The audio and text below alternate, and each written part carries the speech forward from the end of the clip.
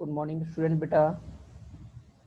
My name is Gaurav from Vidya Mandir classes in collaboration with Saraswat international school Vapi. बेटा बात करें last class की, तो बेटा हमारा कोऑर्डिनेट ज्योमेट्री चल रही थी। चलिए बेटा वहीं से कंटिन्यू करते हैं।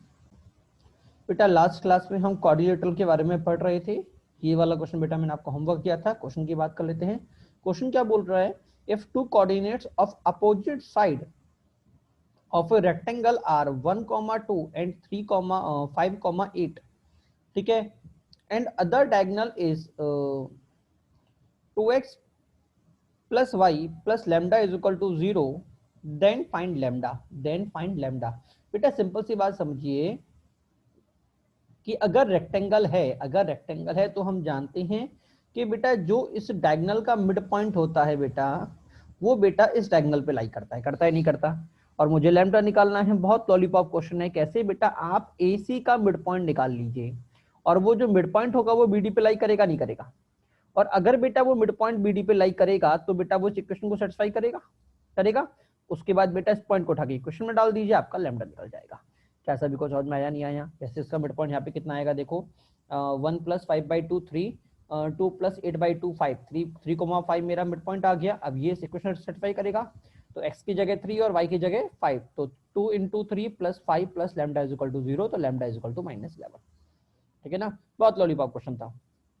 अगला क्वेश्चन क्या बोल रहा है बेटा? अगला क्वेश्चन बोल रहा है find area of a triangle having their median mutually perpendicular and length of the median is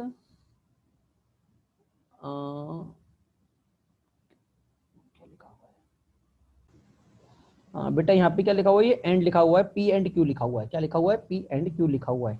ठीक है, तो बेटा सिंपल सी बात ये देखिए कि हम जानते हैं जो आपकी मीडियन होती है, ठीक है, वो सेंटर्ड पे कट करती है आपस में, और जो सेंटर्ड होता है बेटा वो इस लाइन को 2:1 में काटता है। क्लियर हुआ नहीं हुआ? अगर बेटा वो 2:1 में काटेगा तो खुद एक बात सोचिए कि ये जो 2 है ये 1 है, ये पूरी लेंथ मेरे पास कितनी थी? Q। तो बेटा ये कितनी हो जाएगी बेटा? ये हो जाएगी 2/3 Q होगी। और ये कितनी हो जाएगी बेटा? ये हो जाएगी बेटा 2p/3, और ये होगी 2q/3। क्या सभी को समझ में आ रहा नहीं आ रहा? ये बेटा पूरी लेंथ मुझे क्या दे रखी है? P दे रखी है। क्या दे रखी है? Q दे रखी है। और बेटा ये इसको 2:1 में बांट रहा है। तो जरा समझना बच्चे के सर ये कैसे आ गया? तो टोटल 2:1 है, तो टोटल कितना हो गया? 3x हो गया। 3x की वैल्यू मुझे Q दे रखी है, तो x की वैल्यू कितनी हो गई बेटा? Q/3। तो ऊपर वाला हिस्सा कितना है? ऊपर वाला हिस्सा 2x है, तो ये कितना हो जाएगा? 2q/3। ठीक है ना। अब बेटा एक बात ध्यान रखिएगा, एरिया जो ट्राइंगल होता है आपकी, जो ये होती है बेटा, ये इसको एग्जैक्टली 3 इक्वल ट्राइंगल्स में डिवाइड करती है। ध्यान रखिएगा, इसमें करती है बेटा एग्जैक्टली 3 इक्वल ट्राइंगल्स में डिवाइड करती है। तो बेटा अगर मुझे ट्राइंगल ऑफ ABC निकालना है तो बेटा मैं क्या करूंगा? 3 × ट्राइंगल ऑफ AGC निकाल लूंगा, AGB निकाल लूंगा। क्या क्लियर हुआ नहीं हुआ? और बेटा ये कितना हो जाएगा? ये परपेंडिकुलर है तो हाफ 3 × हाफ इंटू बेस कितना है? 2q/3 इंटू में 2p/3 होगा। बेटा 2 से 2 कटा, आगे सिंप्लीफाई किया, इस 3 से ये 3 कट गया। बेटा मुझे क्या मिल गया? बेटा मुझे मिल गया 2pq/3। क्या सभी को समझ में आया नहीं आया? चलिए अगले क्वेश्चन की बात करते हैं। अगला क्वेश्चन क्या बोल रहा है? In a triangle ABC if BC is equal to 2, AC is equal to 3, median AD BE are such that AD is perpendicular to BD, then find the area of triangle. ठीक है, अब जरा समझना question क्या बोलना चाह रहा है। इन्हें देखो मैं फिगर के थ्रू आपको समझा देता हूँ। इन्हें ट्राइंगल आपको BC तो दे रखी है 2, मतलब ये जो दे रखी है वो क्या दे रखी है? 2 दे रखी है। आगे क्या बोल रखा है? AC आपको दे रखी है 3, जो AC है बेटा ये आपको दे रखी है 3। ठीक है, आगे क्या बोल रहा है? मीडियन AD एंड BE, ये जो है ED ये तो मीडियन है, और BD जो BE मैंने लिया ये भी क्या है? मीडियन है। दो मैंने मीडियन लिए, सच दैट AD और BE परपेंडिकुलर, मतलब ये आपस में परपेंडिकुलर हैं, ये आपस में परपेंडिकुलर हैं। ठीक है ना। आगे बेटा मुझसे पूछ रहा है find the area of the triangle, find the area of the triangle. बेटा सेम चीज अभी फिर से लगेगी कि मेरे पास जो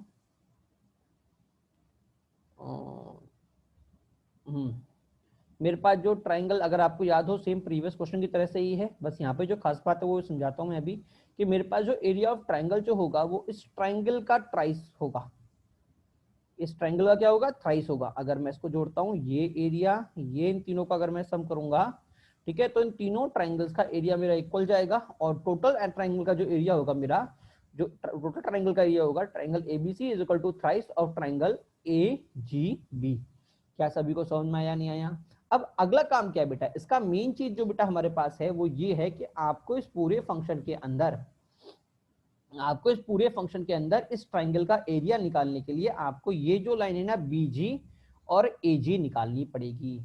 क्या मेरी बात समझ में आई नहीं आई?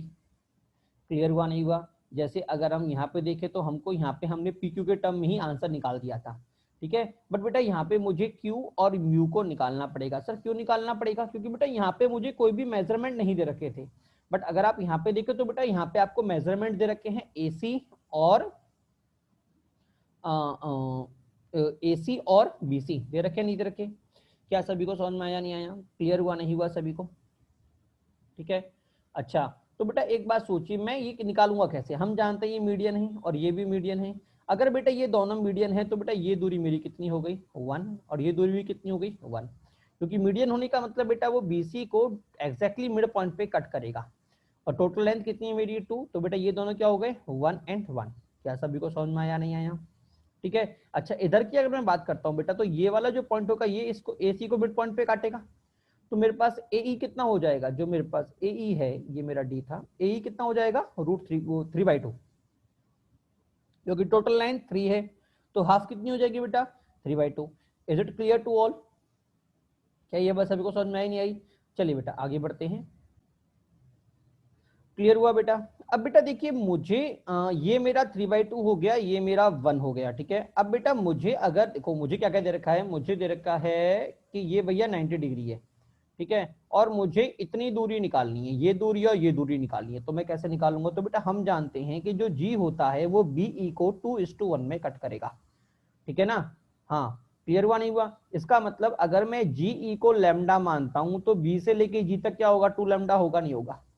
क्योंकि रेशियो 2:1 रहना है, ठीक है ना? अगर मैं जी डी को म्यू मानता हूं तो ए जी क्या होगा? 2 म्यू होगा, नहीं होगा? क्या मेरी बात सभी को समझ में आई नहीं आई? फिगर अगर आपको नहीं समझ में आ रहा तो मैं इधर से भी समझा सकता हूँ, इधर देख लीजिएगा जरा, कि ये मैंने इस तरह से फिगर बना दिया, ये रहा, ये मेरा जी है। तो मैं कह रहा हूं अगर ये लैम्डा है, ये मेरा बी है, ये मेरा ई है, तो ये मेरा 2 लैम्डा होगा, नहीं होगा? क्योंकि मैंने कहा इन दोनों का रेशियो मेरा 2:1 होना चाहिए। जरा डिवाइड करके देखो 2:1 आएगा, नहीं आएगा? अगर ये मेरा म्यू होगा तो ये मेरा 2 म्यू होगा, नहीं होगा? ठीक है, ये मुझे 90 दे रखा है, ये मेरा 3/2 और ये मेरा 1, ये भी मुझे 90 दे रखा है। तो बेटा कॉमन सेंस लगाना, कितने अननोन है? 2 अननोन। अगर बेटा 2 अननोन के लिए मेरी दो इक्वेशन निकल जाती है तो काम हो जाएगा। अब सर 2 इक्वेशन कैसे निकलेगी बेटा? अगर आप ध्यान से देखें तो ये राइट ट्रायंगल बन रहा है जिसकी आपको हाइपोटेन्यूज पता है, इधर भी राइट ट्रायंगल बन रहा है जिसकी आपको हाइपोटेन्यूज पता है। क्या सभी को समझ में आया नहीं आया? तो बेटा मैं क्या करूंगा? राइट ट्रायंगल कॉन्सेप्ट लगा दूंगा, that is 2 mu plus lambda. पहले इस ट्रायंगल के लिए 2 म्यू प्लस लैम्डा का स्क्वायर इज इक्वल टू 3/2 का होल स्क्वायर। और बेटा दूसरा इस ट्रायंगल के लिए 2 लैम्डा का स्क्वायर प्लस म्यू का स्क्वायर इज इक्वल टू 1 का स्क्वायर। क्या सभी को समझ में आया नहीं आया? क्लियर हुआ नहीं हुआ? चलिए आगे देखते हैं। अगला काम क्या होगा बेटा? इनको सिंप्लीफाई करने का। सिंप्लीफाई कैसे करूं बेटा? देखो मेरे पास ये 4 म्यू स्क्वायर है और बेटा यहाँ पे म्यू है, तो पूरे का 4 से मल्टीप्लाई कर दूं तो ये हो जाएगा 4, ये हो जाएगा, ये 16 हो जाएगा, होगा नहीं होगा? 16, क्योंकि 2 स्क्वायर का मतलब ऑलरेडी 4 हो चुका है और 4 से इंटू कर दे तो ये हो गया 16। क्लियर? तो बेटा यहाँ पे आ गया 4 mu square plus lambda square is equal to 9/4, और ये आ गया बेटा 4 mu square plus 16 lambda square is equal to 4। काटापिटी कर दिया बेटा, ये पूरा मेरा कट गया। तो बेटा यहाँ से मुझे लैम्डा कितना मिल गया? बेटा यहाँ से बेटा मुझे लैम्डा मिल गया √7/60। लैम्डा कितना मिल गया बेटा? √7/60। क्या क्लियर हुआ नहीं हुआ? और लैम्डा स्क्वायर कितना मिल गया बेटा? लैम्डा स्क्वायर मिल गया 7/60। ठीक है, अब लैम्डा स्क्वायर को वापस में डाल दूं, इक्वेशन में डाल दूं म्यू निकालने के लिए। अगर मैं लैम्डा स्क्वायर को इसमें डालूंगा तो मुझे क्या मिलेगा? लैम्डा स्क्वायर था √7/60, क्लियर, और इनटू स्क्वायर करने पे बाहर 4 से मल्टीप्लाई होगा, मतलब जो मेरे पास था 2 लैम्डा का whole square plus mu square is equal to 1 था। ठीक है, तो ये कितना आ गया? 4 lambda square plus mu square is equal to 1 हो गया। तो बेटा ये 4 इंटू ये कितना आ जाएगा? 7/60 plus mu square is equal to 1 हो गया। काटा पीटी करें बेटा, ये इसको काट देगा, 60 को कितनी बार काटेगा, 15 बार। कितनी बार काटेगा, 15 बार। ठीक है, अगला काम, ये पूरा फंक्शन उधर भागा, भागा नहीं भागा, तो म्यू स्क्वायर आपको कितना मिल गया बेटा, म्यू स्क्वायर आपको मिल गया 1 - 7/15। तो फिर से एलसीएम लिया तो मुझे कितना मिलेगा, 8/15। क्या मिल गया, म्यू स्क्वायर। तो म्यू कितना मिल गया, √8/15। क्या सभी को समझ में आया, म्यू कितना मिल गया, √8/15। ठीक है, अगला काम क्या होगा, एरिया। तो 3 × half × 3 × half × 2 mu, that is 2 × 7/60 × 2 × 8/15। क्या सभी को समझ में आया, काटा पीटी करें, 2 से 2 कटा, मेरे पास बेटा ये फाइनल आंसर आ गया। क्या सभी को समझ में आया, नहीं आया बेटा। आप चाहो तो इसको आगे भी फर्दर सिंप्लीफाई कर सकते हो। कैसे कर सकते हो, मेरे पास क्या हो जाएगा, मेरे पास हो जाएगा 7 × 8 अपॉन में 60 × 15 होगा। काटा पीटी करें बेटा, ये 2 रह गया और ये मेरा वापस 15 रह गया, और इंटू 6 से ऑलरेडी हो ही रहा था, तो मुझे कितना मिल गया, 6 × 15, 15 मेरा बाहर निकल जाएगा और अंदर क्या रह जाएगा, √14। तो 15 से बेटा मैं इसको काटूंगा तो ये हो जाएगा 3, ये हो जाएगा 2, तो बेटा मेरा आंसर कितना आ जाएगा, 2/3 और √14। क्या सभी को समझ में आया, थोड़ा कैलकुलेशन वाला क्वेश्चन था बट अच्छा क्वेश्चन था बेटा। ठीक है ना, थोड़ा कैलकुलेशन वाला क्वेश्चन था बट अच्छा क्वेश्चन था। याद रखिएगा, चाहो तो बेटा क्वेश्चन पे इंपॉर्टेंटली मार्क कर सकते हो, क्योंकि एक साथ बेटा आपके कई सारे कॉन्सेप्ट को ये रिवाइज करा दे रहा है। ठीक है ना, चलिए अगला क्वेश्चन में चलते हैं बेटा। अगला क्वेश्चन आपसे क्या बोल रहा है बेटा, अगला क्वेश्चन बोल रहा है if a = x, y, b x1, y1, b आपसे बोल रहा है x2, y2, c आपसे बोल रहा है x3, y3, डी आपसे बोल रहा है बेटा x4, 5, 4। आपको बोल रहा है 4 point are given such that summation xi = 1 से लेके 4 तक। आपको बोल रहा है xi का स्क्वायर प्लस yi का square is less than equal to 2xi x3 plus 2 plus x2 x4 plus y1 y2 plus y3 y4। ठीक है, देन क्वाड्रिलेटरल ABCD। बेटा आपको ये दे रखा है, ये आपको 4 पॉइंट दे रखे हैं, 1 2 ABCD। ठीक है ना, इन चारों पॉइंट की बेटा हमें ये प्रॉपर्टी दे रखी है। ठीक है ना, आगे बंदू मुझसे बोल रहा है कि अगर ये चारों पॉइंट इस प्रॉपर्टी को फुल कर रहे हैं तो बताओ मेरा जो क्वाड्रिलेटरल बनेगा ABCD से वो कैसा क्वाड्रिलेटरल बनेगा। क्या सभी को क्लियर हुआ, नहीं हुआ, चलिए क्वेश्चन आंसर की बात करते हैं। बेटा देखिए, पहली बात तो हमें यहाँ पे जो क्वेश्चन में करनी है वो पहले रिलेशन देखना है कि मेरे पास रिलेशन क्या बनेगा, मेरे पास रिलेशन क्या बनेगा। देखो अगर मैं इसको ओपन करता हूं तो मुझे क्या मिलने वाला है बेटा, देखो मैं इधर समझाता हूं आपको।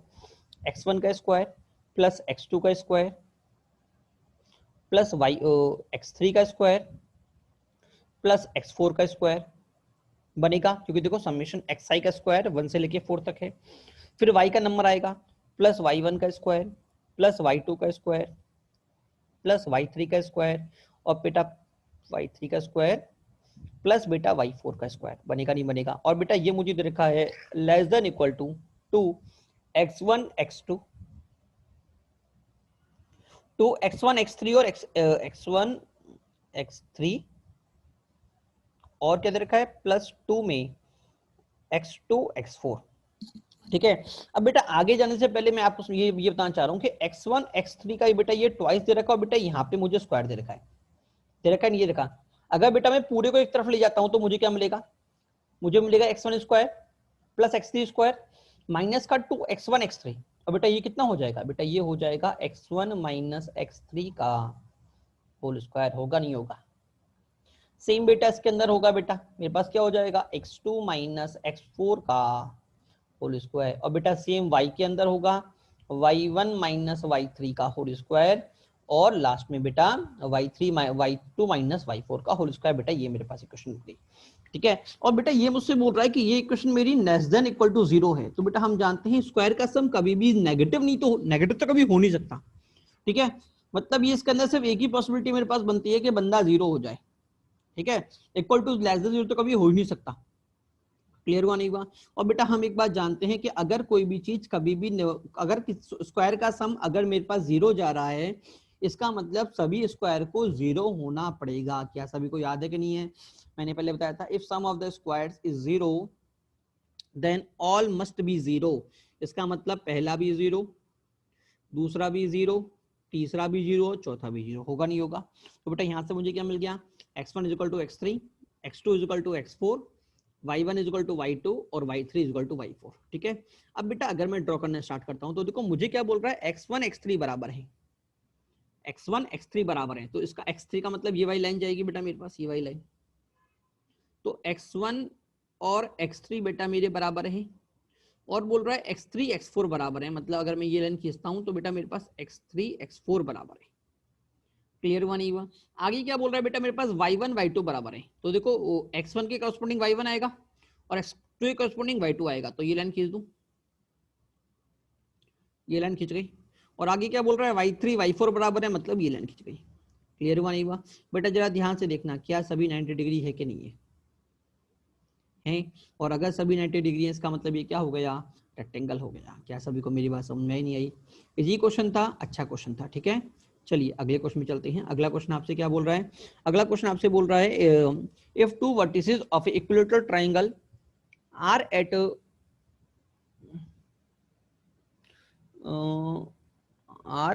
To parallel lines. समझिए बेटा क्वेश्चन क्या बोलना चाह रहा है, if two vertices of equilateral triangle are at parallel lines find,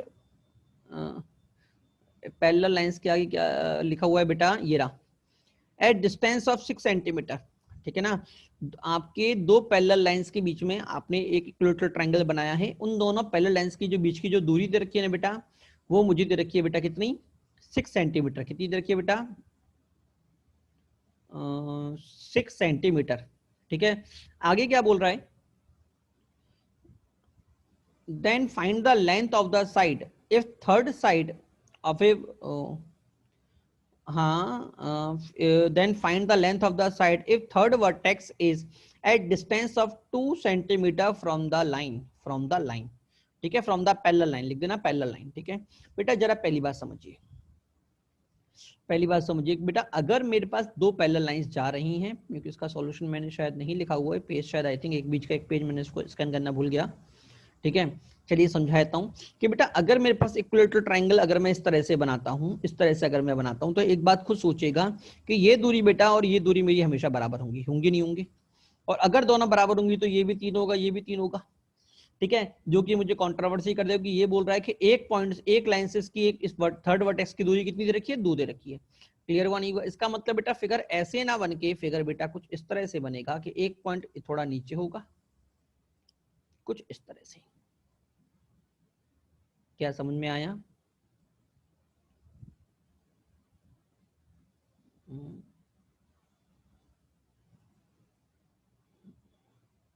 ठीक है, ये जो दूरी है बेटा, ये मुझे दूरी दे रखी है 2, ये मुझे दूरी दे रखी है 4। ठीक है, हाँ, क्योंकि टोटल 6 दे रखी है, तो बेटा मुझे इसकी साइड्स निकालनी है। तो बेटा हम जानते हैं अगर इक्विलेटरल ट्रायंगल है तो ये भी x होगा और ये भी x होगा, होगा नहीं होगा? तो सर मैं निकालूं कैसे, मैं निकालूं कैसे? तो बेटा एक बात सोचना, एक बात सोचना, ये मेरा जो पूरा एंगल है, क्या ये 60 होगा, होगा नहीं होगा? अगर ये 60 है, अगर ये थीटा है, तो ये एंगल कितना बनेगा?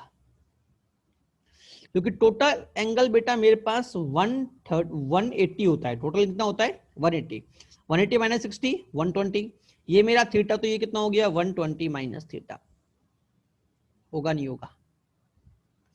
क्लियर हुआ नहीं हुआ? तो बेटा अगर मैं x के टर्म पे इसको निकालूं और x के टर्म पे इसको निकालूं, तो देखो मेरे पास क्या आएगा, मेरे पास आएगा x cos theta, x cos theta is equal to 4, आएगा नहीं आएगा? क्योंकि राइट ट्रायंगल जा रहा है, यहाँ पे भी राइट ट्रायंगल, ये भी राइट ट्रायंगल, और ये मेरी हाइपोटेनियस, तो हाइपोटेनियस जब बेस पे करेगी तो क्या देगा, कॉस देगा। क्लियर? अच्छा, इसके अगर मैं बात करूं तो ये एंगल अगर मेरा थीटा है, तो ये एंगल, ये हाइपोटेनियस, तो ये मेरा बेस हो गया।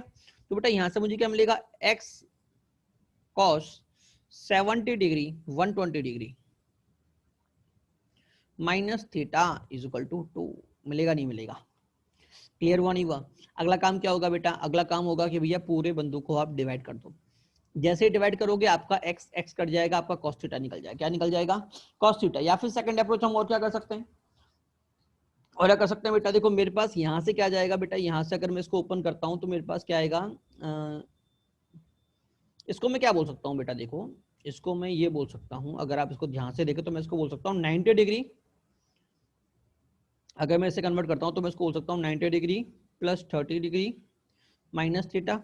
और कॉस 90 प्लस थीटा कितना होता है, 90 प्लस अल्फा, या अगर अल्फा हो जाएगा तो ये कितना होता है बेटा, कॉस 90 प्लस होता है बेटा माइनस साइन अल्फा। तो बेटा इसको मैं माइनस में साइन 30 डिग्री माइनस थीटा भी बोल सकता हूँ। क्या क्लियर हुआ नहीं हुआ? ये मैंने क्यों किया बेटा, सिंपल सी बात है कि आप एंगल्स के अंदर जाते हैं तो आपको 90 डिग्री से नीचे वाले कन्वीनियंट रहते हैं। क्या रहते हैं? कन्वीनियंट रहते हैं। क्लियर? अब बेटा देखो, अगर आप डिवाइड कर दोगे तो बेटा आपका एक्स एक्स कट जाएगा, ठीक है, आपके पास इक्वेशन बचेगी, सिर्फ एक अननोन होगा थीटा, ठीक है, आपको थीटा फाइंड करना होगा। क्लियर हुआ नहीं हुआ? सेकंड ऑप्शन अगर हम देखें, सेकंड ऑप्शन हमारे पास क्या होता है कि ये कितना हो जाएगा बेटा, ये हो जाएगा बेटा sine 30 x sine 30 x sine 30 cos theta minus में साइन थीटा कॉस 30, होगा नहीं होगा?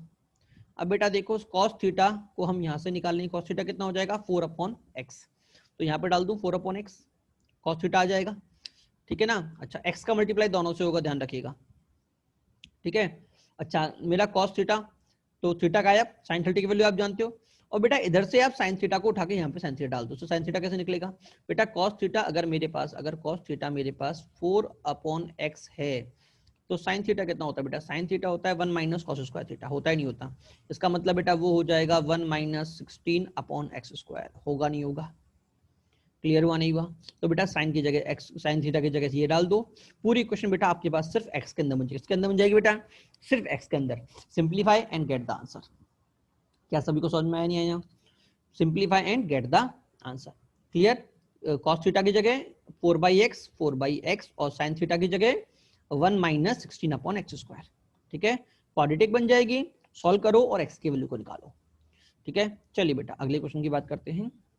अगला बेटा हमारे पास हेडिंग है बेटा डिवीजन। क्या है बेटा? डिवीजन। बेटा ध्यान रखिएगा, डिवीजन हमारे दो तरह के होते हैं, एक इंटरनल और एक एक्सटर्नल, ठीक है। अगर आपको याद हो, ये फॉर्मूला आपने लास्ट ईयर भी पढ़ा था, ठीक है, हम फिर से एक बार रिवाइज कर लेते हैं।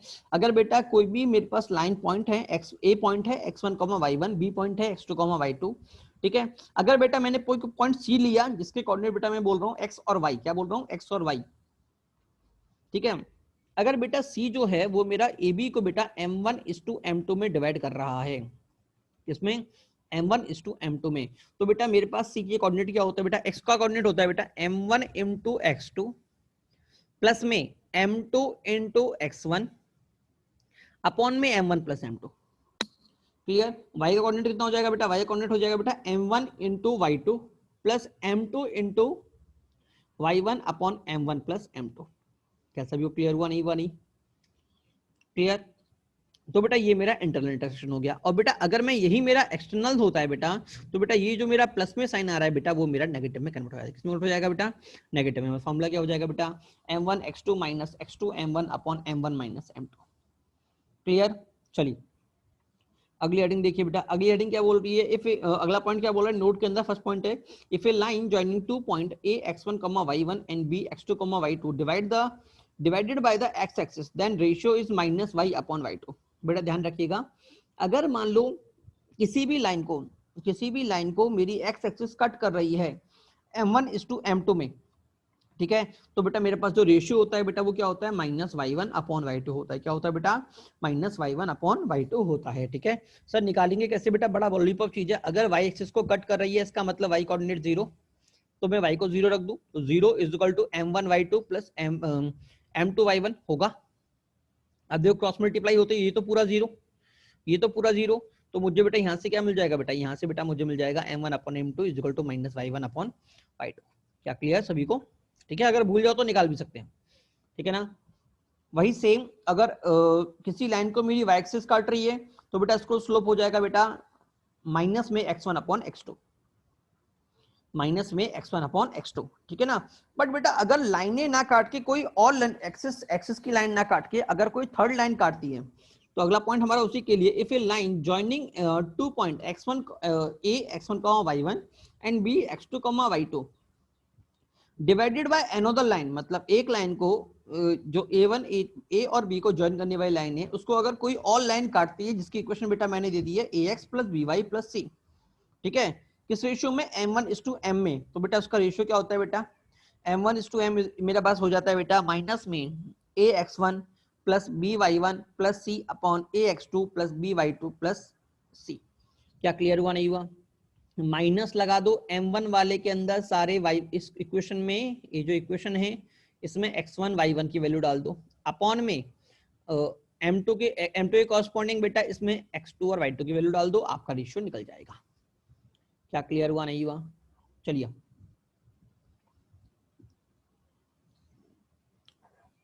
हाँ जी, अगर बेटा आपको इसका प्रूफ देखना है तो बेटा ये आपको इसका प्रूफ है, स्क्रीनशॉट ले लीजिए और इसको एक बार समझिएगा। समझ में ना आए तो आप पूछिएगा, ठीक है ना? समझ में ना आए तो पूछेगा, ठीक है? मैंने एच को, इस पॉइंट को, जो पॉइंट था मैंने एच कॉमा के ले लिया, एच कॉमा के लिया तो इस लाइन को सर्टिफाई करेगा, that is a h plus b k plus c, ठीक है? उसका बेटा मैं एच को इस अगर ये m1 है ये m2 है तो इस एच को बेटा मैं इसके रेफरेंस में भी निकाल सकता हूँ। तो मेरा एच कितना निकलेगा बेटा? मेरा एच निकलेगा m1 x2 plus m2 x1 upon m1 m2, और बेटा मेरा k निकलेगा m1 y1 plus m2 y1 m1 y2 plus m2 y1 upon m1 m2 निकलेगा नहीं निकलेगा? अब बेटा मैंने इन दोनों इक्वेशन को बेटा इस इक्वेशन में डाल दिया, तो ये हो गया a m1 x2 plus m2 x1 upon m1 x2 plus b m1 y2 plus m2 y1 upon m1 plus m2 equal to plus c equal to 0, ठीक है? अगला काम बेटा पूरे को सिंप्लीफाई करो और m1 और m2 को कॉमन ले लो। देखो मैंने पूरे को पहले मल्टीप्लाई किया और m1 अलग निकाल लिया और m2 अलग निकाल लिया, ठीक है? फिर बेटा जब आप डिवाइड करोगे तो बेटा आपके पास ये रिजल्ट आ जाएगा। क्या सभी को समझ में आया? क्लियर हुआ नहीं हुआ? सिंप्लीफाई करना है, ये आपका होमवर्क है, एक बार आप ट्राई करिएगा सिंप्लीफिकेशन, ठीक है ना? क्लियर? चलिए आगे बढ़ते हैं। आगे लिखा हुआ है बेटा if ratio is not given, हाँ बेटा अगर कभी भी किसी लाइन का आपको रेशियो निकालना है, क्या निकालना है? रेशियो निकालना है बेटा, तो बेटा आप कैसे निकालोगे बेटा? रेशियो को m1 m2 के बजाय लैम्डा इज टू 1 मानो, क्या मानोगे? लैम्डा इज टू 1 मानोगे, ठीक है? चलिए अगला क्वेश्चन क्या बोल रहा है? Find coordinate of the points trisect 1,2 and 4,5। मतलब बेटा ये मेरा 1,2, ये है मेरा 4,5, बेटा आपके दो पॉइंट है P और Q, ठीक है? मान लो ई और डी और ई मैंने पॉइंट बोल दिया, इसकी वैल्यू एच कॉमा के, इसकी वैल्यू पी कॉमा क्यू, ठीक है ना?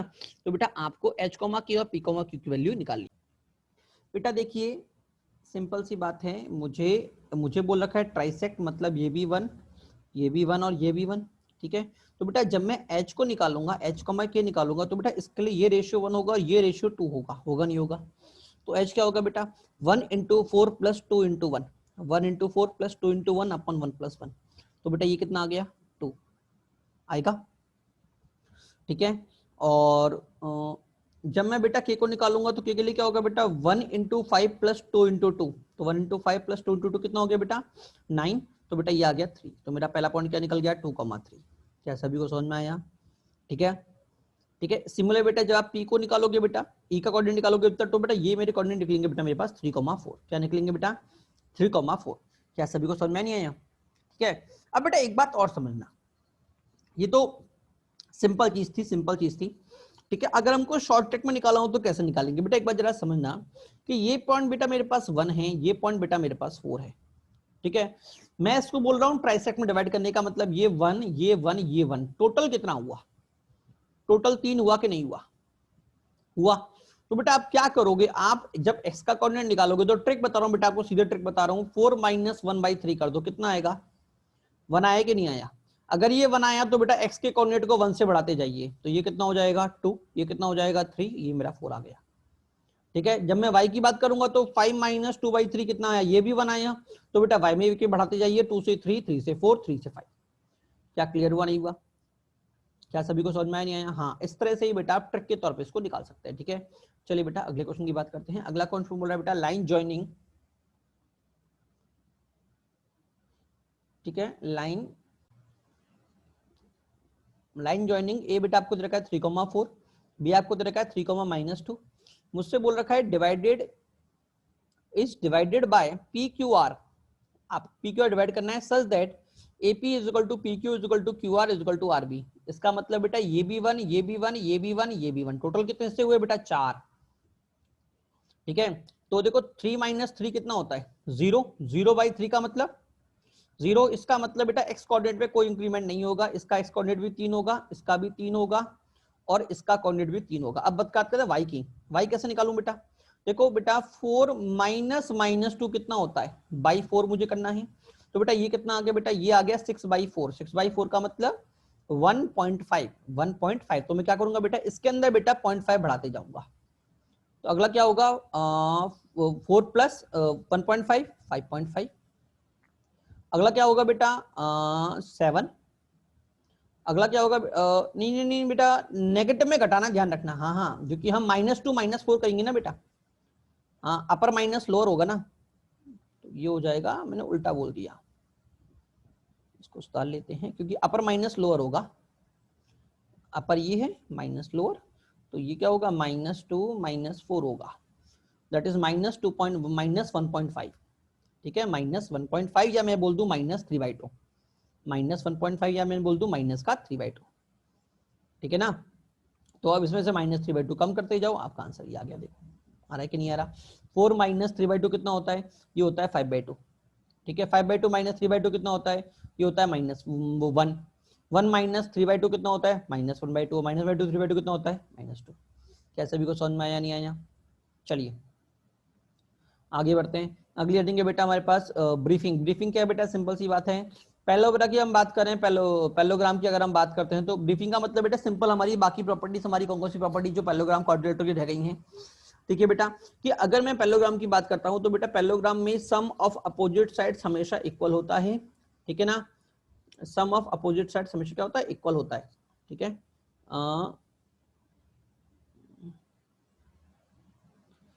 ए plus B is equal to A B plus C is equal to, अच्छा एंगल्स की बात चल रहा है बेटा, ध्यान रखना पैलोग्राम में जो करस्पॉन्डिंग एंगल का सम होता है बेटा वो ऑलवेज 180 होता है। ठीक है, मतलब A plus B plus C plus D और डी प्लस ए सब पाई जाएंगे। क्लियर हुआ नहीं हुआ। और बेटा जो एरिया ऑफ पैलोग्राम होता है वो उसके, अगर मैं डायगोनल से जो काटूंगा ना इसको, उसके ट्वाइस होता है, ध्यान रखिएगा हमेशा। जो इसका मेरा एरिया होगा वो अपनी पैलोग्राम के एरिया के हाफ हो जाए। क्या हो जाएगा बेटा, हाफ हो जाएगा। क्योंकि अगर आप ध्यान से देखो तो ये वाला ट्राइंगल और ये वाला ट्राइंगल दोनों कॉन्ग्रुएंट ट्राइंगल है। अगर कॉन्ग्रुएंट है तो दोनों का एरिया मेरा बराबर होगा। ठीक है, तो 2 triangle is equal to area of parallelogram, तो एरिया ट्राइंगल का एरिया कितना हो गया, हाफ ऑफ पैलोग्राम। ठीक है, आगे क्या बोल रखा है बेटा, एरिया ऑफ पैलोग्राम। हाँ बेटा, एरिया ऑफ पैलोग्राम को अगर मुझे दो साइड दे रखी है, क्या दे रखी है, दो साइड दे रखी है, सॉरी दो, हाँ जी, अगर मुझे दो साइड दे रखी है बेटा तो एरिया पैलोग्राम आपका होता है बेटा a into b sine a into b sine a. Sir ये कैसे निकला बेटा, अगर आपको एरिया ऑफ ट्राइंगल पता हो, अगर मैं इस ट्राइंगल का एरिया निकालता हूं तो अगर आपको पता हो तो बेटा हमारे पास एक फॉर्मूला होता है, क्या होता है, ए 1/2, क्या होता है 1/2 a इंटू बी साइन ए। हमारे पास फॉर्मूला ये होता है, मतलब जो इन दोनों के बीच में जो एंगल आ रहा है ना, दोनों साइड के बीच में, वो हमारा एरिया होता है। और मैं जानता हूं हमारे रेक्टेंगल पैरेललोग्राम का इसका ट्वाइस हो जाएगा, तो बेटा जब मैं इसका 2 से मल्टीप्लाई करूंगा तो 2 से 2 कट जाएगा बेटा, मेरे पास आ जाएगा ए बी साइन ए। और ए का मतलब ए बी और बी का मतलब बी डी। क्लियर सभी को। चलिए आगे बढ़ते हैं। अगला पॉइंट है area of parallelogram in the term of diagonal. Diagonal के टर्म में बेटा अगर मुझे एरिया निकाल तो एरिया कितना होता है बेटा, 1/2 इंटू डी/2 इंटू डी/2 साइन थीटा। ठीक है ना, 1/2 इंटू डी/2 इंटू डी/2 साइन थीटा। ये रहा थीटा, ध्यान रखिएगा। क्लियर। 1/2 नहीं बेटा, only d1 d2 sine theta होता है। क्या होता है बेटा, d1 d2 साइन थीटा होता है। ये मैंने 2 मिनटों की मिस्टेक मैंने की है कुछ, हाफ होता है, half d1 d2 sine theta होता है, ध्यान रखिएगा। ये रहा हाफ, ये प्रूफ है बेटा, ये प्रूफ लिखा हुआ है मैंने, हाँ मैंने गड़बड़ कर, ये प्रूफ लिखा हुआ है, ध्यान रखिएगा। ये होता है half d1 d2 sine theta. ठीक है, ये ऊपर आपको प्रूफ लिखा हुआ है। प्रूफ क्या चीज है बेटा, ध्यान रखना, ये जो फॉर्मूला मैं बोल रहा हूँ half d1 into d2 sine theta, बेटा ये आपके अगले साल भी आएगा वेक्टर 3D के अंदर। वेक्टर 3D में बेटा ये वाला फॉर्मूला आता है half d1 d2 sine theta. ठीक है ना। चलिए आगे बढ़ते हैं अगला, क्योंकि वेक्टर 3D में बेटा आपको इन 3D फिगर्स इनकी स्टडी करनी पड़ती है, तो बेटा उस टाइम पे बेटा ये हमारे काम आता है। क्लियर। इसके अलावा बेटा ये आपका सॉल्यूशन ऑफ ट्राइंगल में भी बेटा आपको ये वाला फॉर्मूला देखने को मिलेगा बेटा, half d1 d2 sine theta. ठीक है ना। चलिए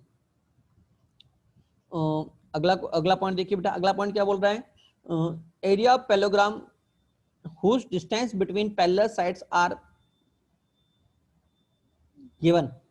ठीक है, अगर बेटा आपको पैरेलल, आपको एरिया ऑफ पैरेललोग्राम निकालना है। अगर उसके पैरेलल साइड्स के, अगर जो उसकी पैरेलल साइड्स हैं उनकी बीच की परपेंडिकुलर डिस्टेंस अगर आपको देनी है, उसने आपको दे रखी है, क्या दे रखी है, अगर उनकी बीच की परपेंडिकुलर डिस्टेंस आपको उसने दे रखी है तो बेटा मेरा फॉर्मूला होता है P1 P2 cosec A, P1 P2 cosec A। Clear हुआ नहीं हुआ?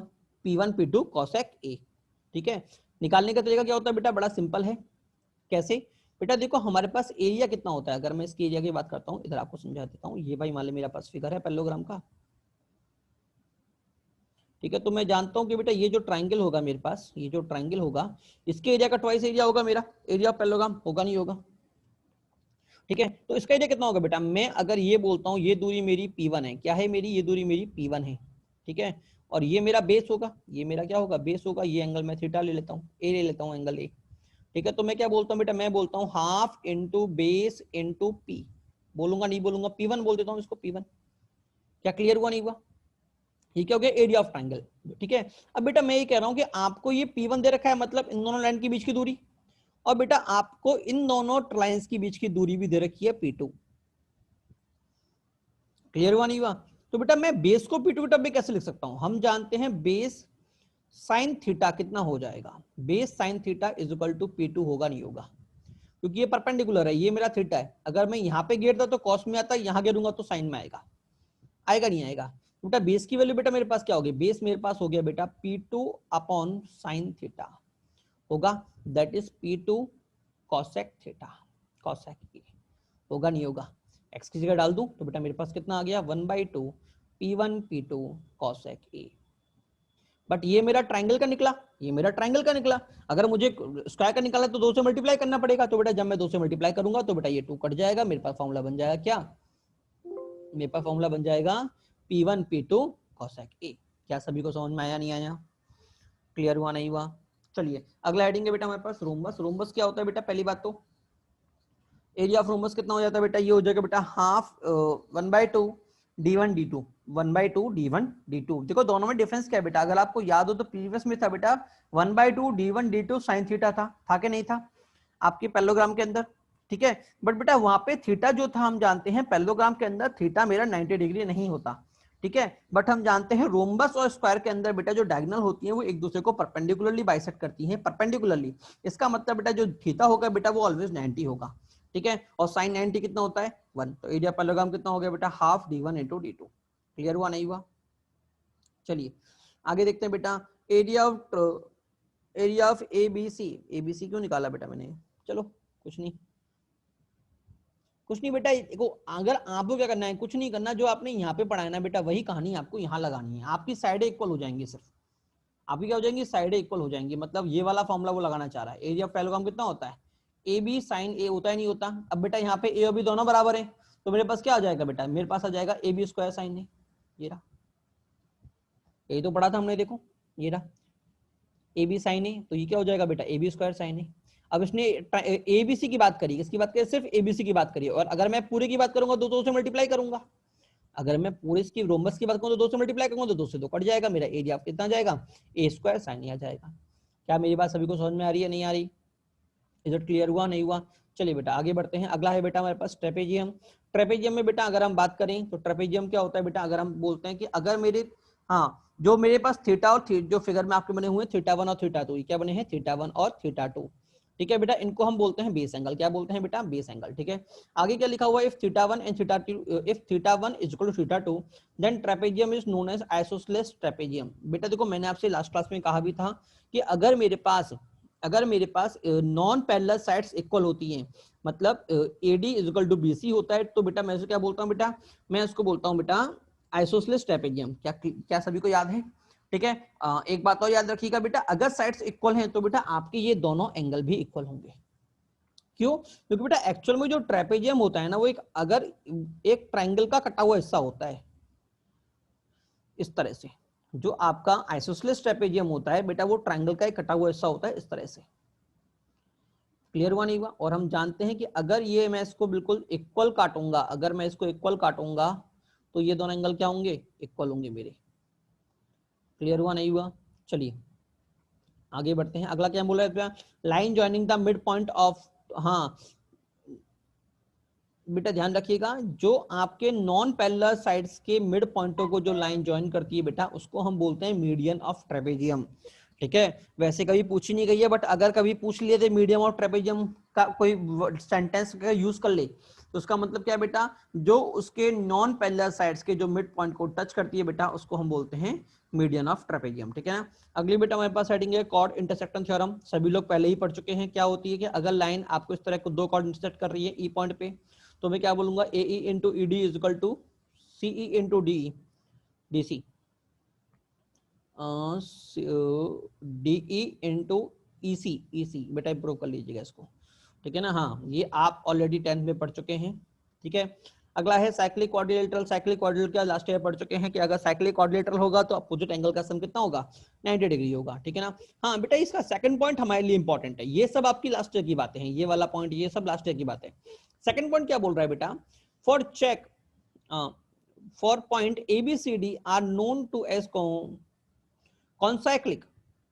ठीक है, अगर आपको चेक करना है कि भैया मेरे पास चारों पॉइंट कॉन्साइक्लिक है कि नहीं है, ठीक है, तो बेटा उनको चेक करने का तरीका होता है A B into D C, मतलब A B into C D plus में B D into A D, वो B C into A D. क्या है, A B into C D, वापस बता रहा हूं बेटा, A B into C D मतलब इन दोनों का प्रोडक्ट, प्लस किया फिर मैंने बोला B C into A D. ठीक है ना, मतलब sum of product of opposite sides is equal to product of diagonal AC into B D. अगर ऐसा आ रहा है तो बेटा मेरे पास चारों पॉइंट क्या होंगे बेटा, मेरे पास चारों पॉइंट जो होंगे वो क्या होंगे बेटा, कॉन्साइक्लिक होंगे। ठीक है, ये हमारे पास बेटा चार पॉइंट्स को कॉन्साइक्लिक चेक करने का तरीका होता है। ठीक है। अगला क्या बोल रहा है बेटा, मिड पॉइंट फॉर्मूला सभी लोग जानते हैं, लॉलीपॉप चीज है। अगली बेटा हमारे पास हेडिंग है सेंटर्स ऑफ ट्राइंगल। क्या हेडिंग है बेटा, सेंटर्स ऑफ ट्राइंगल।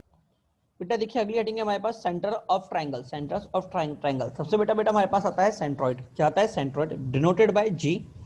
ठीक है ना, पहला पॉइंट क्या, denoted by G. Second point क्या बेटा, made by intersection of medians. ठीक है ना, made by intersection of medians. ठीक है, जो बेटा जो हमारे पास सेंट्रॉइड होता है वो उस लाइन को मीडियंस को 2:1 में डिवाइड करता है। क्लियर हुआ नहीं हुआ।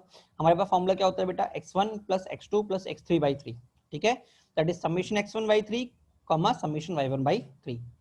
Is it clear. चलिए अगला पॉइंट क्या बोल रहा है बेटा, median divides the triangle in two equal triangles. बेटा काम की बात समझिएगा, मीडियन जो होता है बेटा वो ट्राइंगल को दो इक्वल ट्राइंगल्स में डिवाइड करता है। मतलब इस ट्राइंगल का एरिया और इस ट्राइंगल का एरिया बेटा मेरे पास हमेशा क्या होगा, बराबर होगा। क्या क्लियर हुआ नहीं हुआ। आगे क्या बोल रहा है, centroid divide the triangle in 3 equal parts. ठीक है, जो अभी मैंने आपसे बोला था कि ये जो सेंट्रॉइड होता है, अगर मैं इन तीनों को ज्वाइन करता हूं, ये वाला ट्राइंगल और ये वाला ट्राइंगल, ये तीनों ट्राइंगल बेटा आपस में हमेशा क्या होते हैं, इक्वल होते हैं। ये इनको 3 इक्वल पार्ट्स में डिवाइड करता है। क्लियर हुआ नहीं हुआ। अगली हेडिंग है बेटा हमारे पास इन सेंटर। पहली बात तो denoted by I, denoted by I. ठीक है, होता क्या है, made by the internal angle bisector. जो हमारे पास इंटरनल एंगल बाइसेक्टर होता है बेटा, उससे बनने वाला मेरे पास ट्रायंगल जो पॉइंट होता है वो क्या होता है बेटा, इंसेंटर होता है। ठीक है ना, इंसेंटर क्या होता है बेटा, incentre is a point, incentre is a point from the origin of a circle inscribe inside the circle. बेटा देखो नाम ही बोल रहा है इन सेंटर, इन सेंटर मतलब अंदर वाले ट्रायंगल का सर्कल। ठीक है, मतलब बेटा अगर मैं इसको सेंटर लेके एक ट्रायंगल ड्रॉ करता हूं तो बेटा वो इस तीनों साइड्स को टच करके निकलता है। क्या क्लियर हुआ नहीं हुआ। और बेटा अगर ऐसा है तो हम जानते हैं अगर तीनों को टच करेगा तो बेटा सेंटर से इन तीनों पॉइंट्स की दूरी जो होगी वो क्या होगी, आर होगी, होगी नहीं होगी। और बेटा अगर वो आर होगी तो इसका मतलब बेटा ये जो तीनों दूरी होंगी बेटा वो मेरी क्या होंगी, बराबर होंगी। क्या क्लियर हुआ नहीं हुआ। तो बेटा जो इंसेंटर होता है बेटा वो तीनों लाइन से इक्वल डिस्टेंस पॉइंट पे होता है।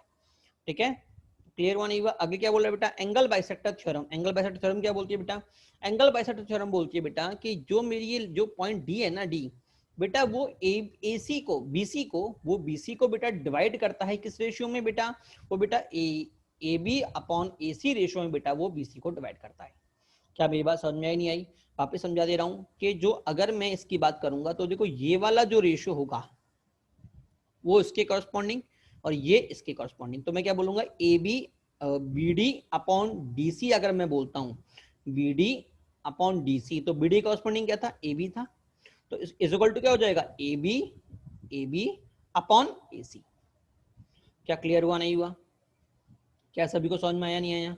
ठीक है, चलिए आगे बढ़ते हैं। ठीक है, अब बेटा अगर यहाँ पे बेटा मैंने आपको ये प्रूफ समझा रखा है, जो हमारा इंसेंटर का प्रूफ है बेटा, ये हमारा होता है कोऑर्डिनेट ऑफ इंसेंटर।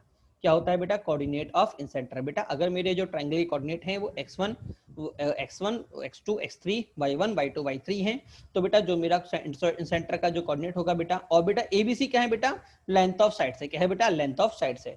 तो बेटा मेरे पास कोऑर्डिनेट ऑफ इंसेंटर कितना हो जाएगा बेटा? ax1 plus bx2 plus cx1 upon a plus b plus c और comma ay1 plus by2 plus cy3 upon में a plus b plus c। ठीक है बेटा, इधर मैंने आपको इसका पूरा प्रूफ समझा रखा है, अगर आप चाहें तो बेटा इस प्रूफ को एक बार रीड कर लीजिए, डाउट है तो आप मुझसे अलग से पूछ सकते हैं। ठीक है, चलिए अगले पॉइंट पे चलते हैं बेटा। अगला पॉइंट है बेटा हमारे पास एक्स सेंटर। एक्स सेंटर क्या होता है बेटा? जो सर्कल को बाहर से, मतलब ये इस तरह से टच करता है, ठीक है ना? हाँ, ये हमारा एक्स सेंटर हो जाएगा। अब बेटा ध्यान रखिएगा, कुछ नहीं करना है, जब मुझे, अगर मुझे एक्स सेंटर का कोऑर्डिनेट निकालना है, तो बेटा जब मैं आई का कोऑर्डिनेट निकालूंगा तो आई किसके सामने है? ए के सामने है कि नहीं है? तो बेटा अपने ए को माइनस कर दो, बाकी सेम फॉर्मूला ये रहेगा, मतलब I1 के लिए मेरा ए नेगेटिव हो जाएगा, इधर ए नेगेटिव हो जाएगा, बाकी सब सेम, इधर भी ए नेगेटिव, ए नेगेटिव। क्या क्लियर हुआ नहीं हुआ? जब मैं I2 की बात करूंगा तो बी के सामने है, तो बेटा इस केस में बेटा मेरा बी नेगेटिव हो जाएगा, बाकी सब सेम रहेगा, मतलब जो मेरा फॉर्मूला बनेगा वो इस तरह से बनेगा, ये वाला नेगेटिव और ये वाला नेगेटिव, और इधर ये वाला नेगेटिव और ये वाला नेगेटिव, बाकी पूरा सेम रहेगा। और बेटा जब मैं I3 की बात करूंगा तो बेटा सेम फिनोमेना कर होगा, किस पे बेटा? सी पे। सी किसके ऊपर बेटा? सी के ऊपर। क्या सभी को समझ में आया नहीं आया? चलिए आगे बढ़ते हैं बेटा। ये रहा इन सेंटर और ये एक्स सेंटर, देखो मैंने लिख के दिखाया है कि हमारा ए नेगेटिव हो, क्या नेगेटिव हो जाएगा? ए नेगेटिव हो जाएगा। ठीक है, अगला देखिए बेटा, आपको ट्रू एंड फॉल्स बताना है। क्या बताना है? ट्रू एंड फॉल्स बताना है। क्वेश्चन आपको दे रखा है, if A point such that it is its distance from three sides of a triangle is same, then it is necessary that point is inside the triangle। तो question क्या बोलना चाह रहा है, पहले बार समझिए कि अगर कोई point, if A point such that it's distance from the three side is same, वो पॉइंट एक पॉइंट है जिसके तीनों पॉइंट से दूरी मेरी समान है, तो क्या जरूरी है कि वो पॉइंट आपके ट्राइंगल के अंदर हो? बेटा ये ट्रू फॉल्स का क्वेश्चन है। तो बेटा ये एक्चुअल में कि बेटा क्या है बेटा? ये एक्चुअल में बेटा मेरा फॉल्स है। क्या है बेटा? फॉल्स है। सर फॉल्स कैसे? अभी तो आपने पढ़ा था कि जो इंसेंटर होता है वो इक्वी डिस्टेंस होता है, तो बेटा मैंने कहा था इंसेंटर इक्वी डिस्टेंस होता है, आपने बिल्कुल सही सुना है। ठीक है, बट बेटा एक्स सेंटर भी तो इक्वी डिस्टेंस होता है। अगर आप ध्यान से देखें तो एक्स सेंटर बाहर की तरफ से तीनों ट्राइंगल, तीनों लाइंस को टच करता है, करता है नहीं करता? अगर ये तीनों लाइंस को टच कर रहा है तो ये भी आर, ये भी आर, ये भी आर, होगा नहीं होगा? इसका मतलब तीनों इक्वी डिस्टेंस हुई कि नहीं हुई? तो इस तरह से बेटा टोटल मेरे पास 4 पॉइंट्स होते हैं जो कि इस तीनों लाइन से इक्वल डिस्टेंस होते हैं। एक पॉइंट हमारा अंदर मिलेगा और बेटा 3 पॉइंट हमारे बाहर मिलेंगे। क्या सभी को क्लियर हुआ नहीं हुआ? चलिए बेटा आगे बढ़ते हैं। ठीक है, शायद बेटा ये प्रीवियस ईयर का जेई का क्वेश्चन है। ठीक है, अगला पॉइंट क्या बोल रहा है बेटा? अगला क्वेश्चन हमसे बोल रहा है, if A is 0,0, B is 3,0, C is 0,4 and angle bisector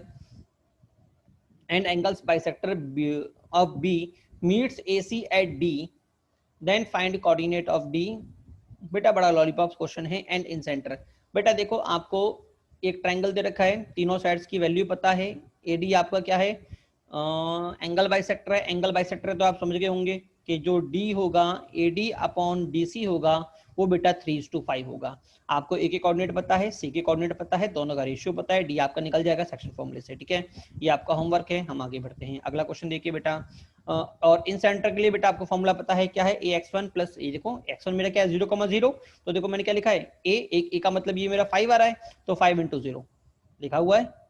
clear हुआ नहीं हुआ? हाँ, तो बेटा आपको इसको इंटरसेक्शन निकालना है, मेरा आंसर आएगा 1,1। ठीक है, अगली हेडिंग है बेटा हमारे पास orthocentre and circumcentre. Orthocentre क्या होता है बेटा? Orthocentre is represented by H। ठीक है, दूसरा सर्कम सेंटर क्या होता है बेटा?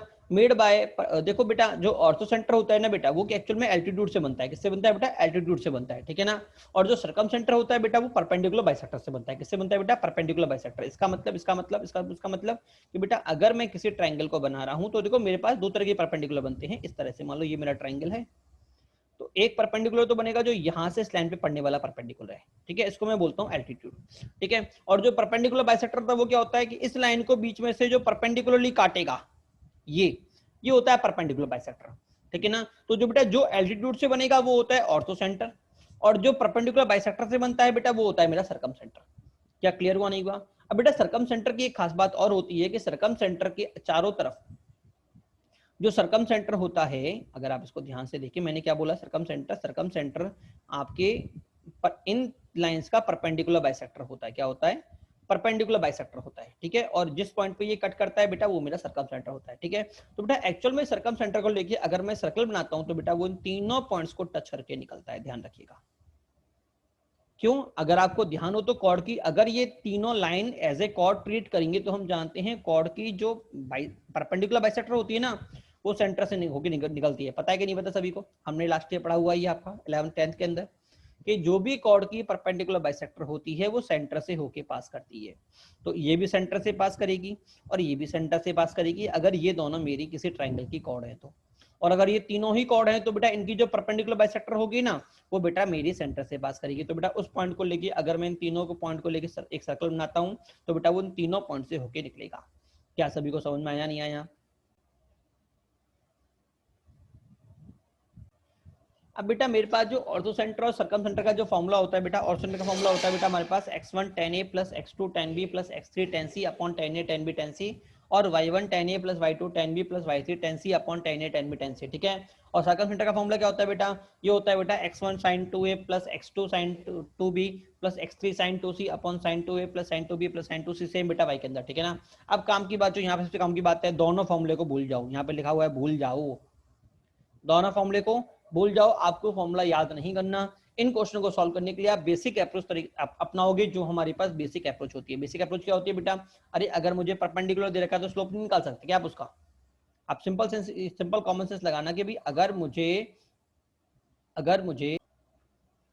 देखिए बेटा, ये मैंने आपको समझा रहा है कि कैसे निकालना है। मैं सीधे क्वेश्चन के थ्रू आपको समझाता हूँ, बेटर रहेगा, ये थोड़ा कॉम्प्लेक्स ज्यादा होता है, ठीक है। देखो बेटा सिंपल सी बात ये समझिएगा कि आपको किसी भी ट्राइंगल का, मान लो ये आपको एक ट्राइंगल दे दिया है, ठीक है।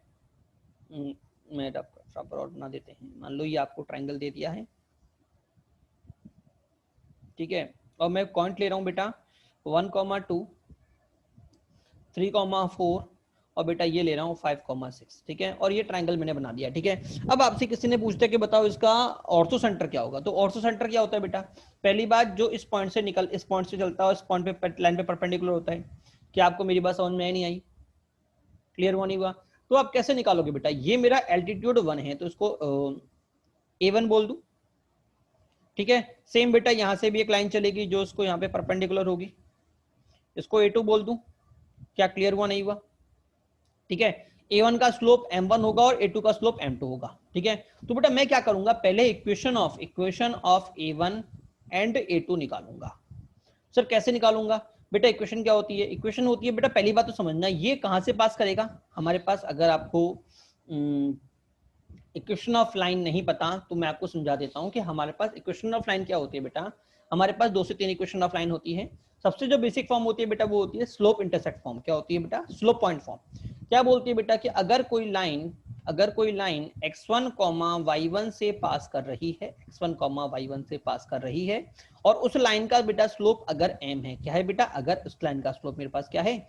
m है, तो बेटा मैं इसकी इक्वेशन कैसे लिखता हूं बेटा? मैं इसको लिखता हूं y minus y1 is equal to m into x minus x1। क्या मेरी बात सभी को समझ में आई नहीं आई? y minus y1 is equal to m into x minus x1। Is it clear to all? पहला पॉइंट यहाँ पे एक बार याद रखिएगा, जो मैं आपको पॉइंट लिखा रहा हूँ, equation of line in point slope form, ठीक है। अब दूसरा पॉइंट लिखिएगा बेटा कि अगर मुझे दो पॉइंट दे रखे हैं, ये क्या दे रखा है? x1 y1 और x2 और y2, ठीक है। तो इस लाइन का स्लोप कितना निकल जाएगा बेटा? इस लाइन का m कितना निकल जाएगा बेटा? वो निकलेगा y2 माइनस y1 अपॉन में x2 माइनस x1। क्या क्लियर हुआ नहीं हुआ? बट सर यहाँ पे हमारे पास काम क्या है? अब बेटा अगर मुझे इस लाइन के परपेंडिकुलर लाइन का स्लोप निकालना है, मान लो इसकी कोई परपेंडिकुलर लाइन ये जा रही है, ठीक है, इसका स्लोप मान लो m1 है, ये m1 है, और बेटा आपको इस लाइन का स्लोप निकालना है m2 का, जो इसके परपेंडिकुलर है। तो हम क्या जानते हैं बेटा? हम जानते हैं m1 इंटू m2 मेरे पास क्या होता है? -1 होता है। तो m2 कितना हो गया बेटा? m2 बेटा हमेशा बेटा मेरा -1 अपॉन m1 होता है।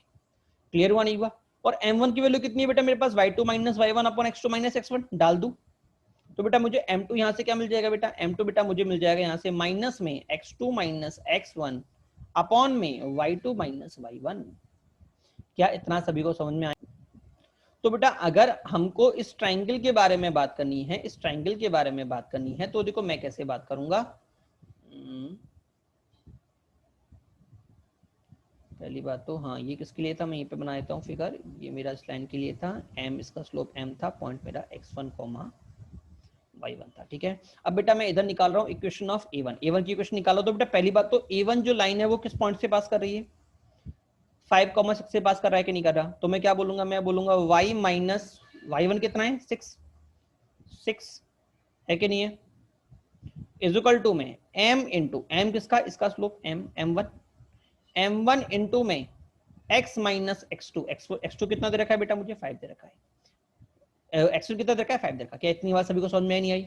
अब सर m1 कैसे निकालूं बेटा, अगर आपको ध्यान हो तो ये जो m1 है ना, वो मेरे जो ये लाइन दे रखी है, मैं बोलता हूँ p q r, जो बेटा m1 है वो बेटा qr के पैरेलल है कि नहीं है, जो m1 है मेरे qr के पैरेलल है कि नहीं है। तो मैं क्या बोलूंगा, जो m1 into slope of qr क्या होगा, -1 होगा। तो m1 कितना आ जाएगा बेटा, -1 अपॉन स्लोप ऑफ qr, और स्लोप ऑफ qr कितना होगा बेटा, तो देखो मैंने आपसे लिखाया था ये कितना होता है, -x2 minus x1 that is 3 - 1। अगर मैं लिखता हूँ -1 अपॉन y2 माइनस y1, 4 - 2, ये हो गया 4, नीचे कर देता हूँ इसको, 4 - 2 अपॉन में 3 - 1, 3 - 1, तो बेटा ये कितना आ गया, 2/2, दोनों कट के मेरे पास m1 कितना आ गया बेटा, m1 बेटा मेरे पास आ गया -1। क्या क्लियर हुआ नहीं हुआ, क्या सीधे डाल दूं इसमें, m1 को डाल सकता हूं। तो बेटा ये क्या आ गया बेटा, इक्वेशन ऑफ a1 आई। क्या हार्ड लगा आपको, क्या किया, पॉइंट दे रखा था आपको बेटा, सिर्फ स्लोप निकाल के यहाँ पे रखना है। आपकी a1 निकल गई, क्या आप a2 निकाल सकते हो, हाँ जी। a2 कितनी हो जाएगी, a2 की बात करते हैं, a2 की नीचे बात कर लेते हैं, इक्वेशन ऑफ a2। ठीक है, तो मेरे पास क्या हो जाएगा, y माइनस, अब सीधे बात करेंगे y माइनस, ये किससे निकल रही है, इससे निकल रही है, क्यू पॉइंट से निकल रही है, 1,2 से निकल रही है। तो y -2, सीधे बात कर रहा हूं मैं, y -2 इज इक्वल टू, मैं m की जगह m की वैल्यू बाद में लिखूंगा, पहले यहाँ पे लिख देता हूँ x -1, क्योंकि मेरा क्यू पॉइंट कितना था, 1,2 था, x -1। ठीक है, अब हम m भी निकाल लेते हैं। तो बात कर लेते हैं बेटा, इसका m कितना होगा, एक pr का m कितना होगा, अगर इसका m निकालता हूं तो इसका m कितना होगा बेटा, इसका m होगा बेटा 6 - 4 अपॉन में 5 - 3 दैट इज 1 होगा।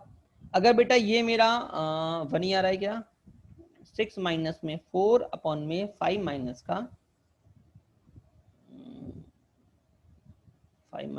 3, हाँ कितना आ रहा है, 1।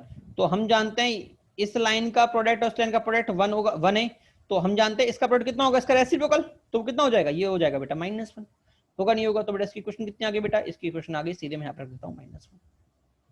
क्या क्लियर हुआ नहीं हुआ। अच्छा इसका स्लोप और एक बार हम चेक कर लेते हैं, 4 - 2, इस लाइन का स्लोप कितना हो जाएगा, इस लाइन का स्लोप अगर मैं देखता हूँ 4 - 2 अपॉन में 3 - 1, हाँ इसका स्लोप भी बेटा मेरे पास 1 ही आया था, तो इसका भी -1 हो गया था, इसका भी -1 हो गया था। क्या क्लियर हुआ नहीं हुआ। दो इक्वेशन बेटा आपकी निकल चुकी हैं, क्या आप x1 और y1 निकाल सकते हैं, दोनों का इंटरसेक्शन।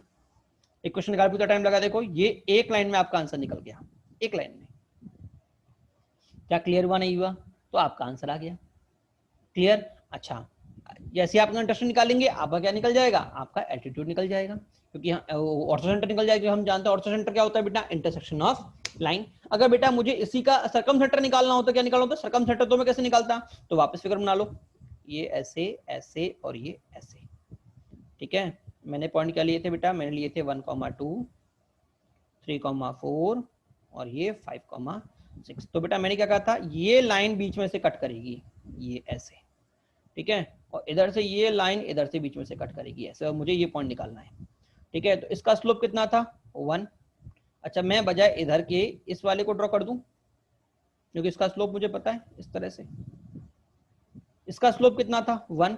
अगर इसका 1 तो इसका कितना होगा, -1। अगर इसका 1 तो इसका कितना होगा, -1, मतलब दोनों लाइन का स्लोप तो भाई मेरा निकल गया, क्लियर। अच्छा ये पॉइंट कैसे निकालूंगा बेटा, अरे मिड पॉइंट होगा ना दोनों का, मैंने कहा ना परपेंडिकुलर बाइसेक्टर, तो पॉइंट क्या होगा, 4 - 2 अपॉन 3 - 2 दैट इज 1। सॉरी 4, अरे मिड पॉइंट क्या होता है 4+2/2, 4+2/2 दैट इज 3, अरे दैट इज 3, y का हो गया 3 और x का होगा 1+3/2 दैट इज 2। तो बेटा ये पॉइंट आ गया मेरा 2/3। क्या क्लियर हुआ नहीं हुआ? तो बेटा ये जो मेरी पहली बाइसेक्टर है, परपेंडिकुलर बाइसेक्टर है, p परपेंडिकुलर बाइसेक्टर, तो बेटा जो मेरी पहली परपेंडिकुलर बाइसेक्टर है उसकी इक्वेशन क्या आ जाएगी बेटा? इक्वेशन आ जाएगी y माइनस का 3, स्लोप कितना गया बेटा इसका -1 x माइनस का 2 जाएगी।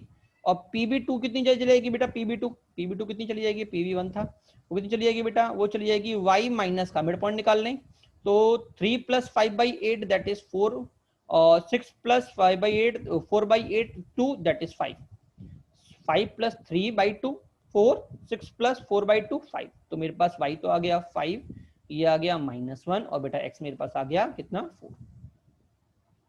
क्या दोनों का डिस्टेंस निकाल सकते हो? क्या क्लियर हुआ नहीं हुआ?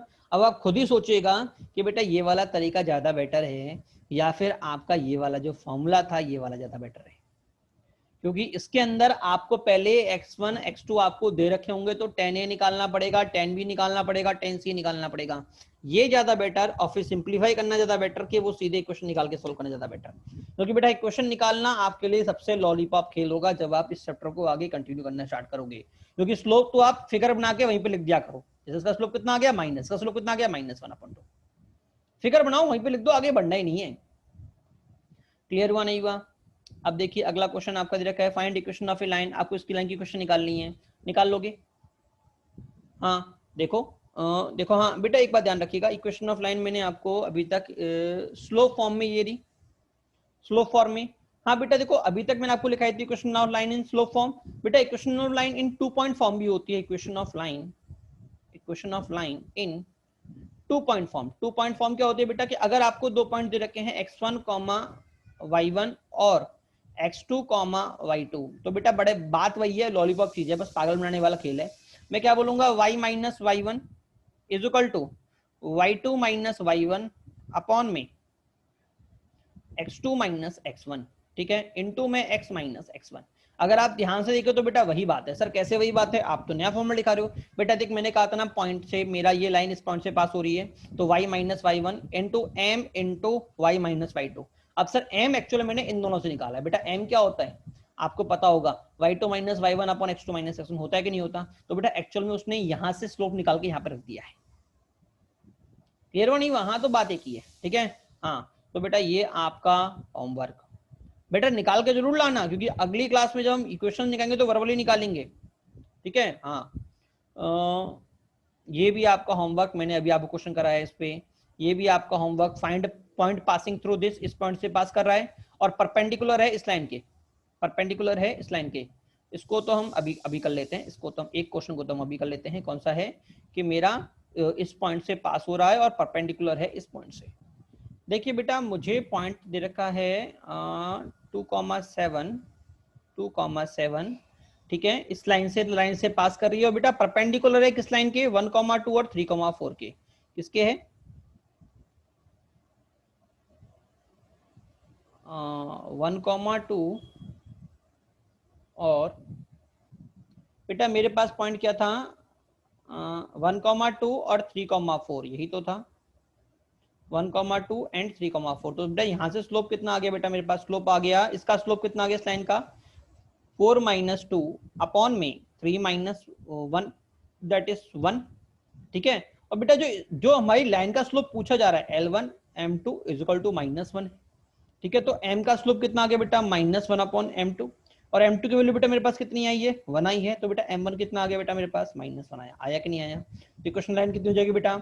y माइनस का 7, m की जगह -1, m की जगह -1 और x माइनस का 2 होगा, x माइनस का 2, ठीक है। ओपन कर दें तो बेटा ये आ गया y माइनस का 7 इज इक्वल टू माइनस का x प्लस का 2, ठीक है। तो बेटा x को उधर लिया हूं तो बेटा मुझे क्या मिल गया? x प्लस वाई, और 7 को उधर लिया हूं इज इक्वल टू 9। क्या सभी को समझ में आया? क्लियर हुआ नहीं हुआ? चलिए अगला क्वेश्चन क्या बोल रहा है, find equation of a line passing through 2,7 and perpendicular to the line. देखो अगला भी देख लेते हैं। पास को कर रहा है बेटा 2,7 से पास कर रहा है, ठीक है, और परपेंडिकुलर है किसके बेटा? परपेंडिकुलर है 3x plus y is equal to 2k, 3x plus y is equal to 2k। तो बेटा इसमें से स्लोप निकालना सीखिएगा। बेटा अगर कभी भी कोई लाइन आपको दे दी है तो पहले इस लाइन का स्लोप निकालो। इसका स्लोप कैसे निकलेगा? हम जानते हैं इक्वेशन क्या होती है, y is equal to M X plus C. बेटा ये हमारी लाइन होती है, ध्यान रखिएगा। हमारे पास स्टैंडर्ड फॉर्म जो है बेटा सी क्या होती है बेटा, y is equal to M X plus C, जो equation of line standard form है, बिल्कुल स्टैंडर्ड फॉर्म है। क्योंकि बेटा अगर आप इनको भी सबको सॉल्व करोगे ना, जो अभी हमने पढ़ा था